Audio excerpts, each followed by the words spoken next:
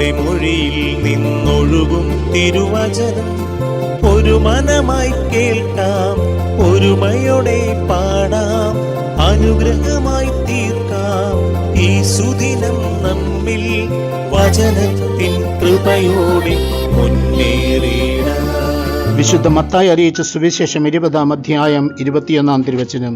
യേശു പറഞ്ഞു, സത്യമായി ഞാൻ നിങ്ങളോട് പറയുന്നു, നിങ്ങൾ വിശ്വസിക്കുകയും സംശയിക്കാതിരിക്കുകയും ചെയ്താൽ അത്തിവൃക്ഷത്തോട് ഞാൻ ചെയ്തത് മാത്രമല്ല നിങ്ങൾക്ക് ചെയ്യാൻ കഴിയുക. ഈ മലയോട് ഇവിടെ നിന്ന് മാറി കടലിൽ ചെന്ന് വീഴുക എന്ന് നിങ്ങൾ പറഞ്ഞാൽ അതും സംഭവിക്കും.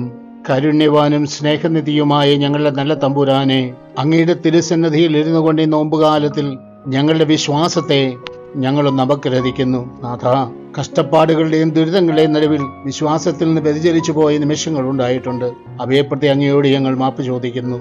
നാഥ, ഏതൊക്കെ ബുദ്ധിമുട്ടുകളും പ്രയാസങ്ങളും ഉണ്ടായാലും വിശ്വാസത്തോടെ പിടിച്ചു നിൽക്കാൻ വേണ്ട കൃപ ഞങ്ങൾക്ക് നൽകണമേ. നമ്മുടെ കർത്താവ് ഈശോ മിശിഹായുടെ കൃപയും പിതാവായ ദൈവത്തിന്റെ സ്നേഹവും പരിശുദ്ധാത്മാവിന്റെ സഹവാസവും പരിശുദ്ധ അമ്മയുടെയും നീതിമാനായ മറിയൂസേപ്പിന്റെ മധ്യസ്ഥവും സകല മാലാഖമാരുടെയും സകല വിശുദ്ധരുടെയും സംരക്ഷണവും നൽകി സർവശക്തനായ ദൈവം നിങ്ങളെ ആശീർവദിച്ച് അനുഗ്രഹിക്കട്ടെ, ഇപ്പോഴും എപ്പോഴും എന്നേക്കും.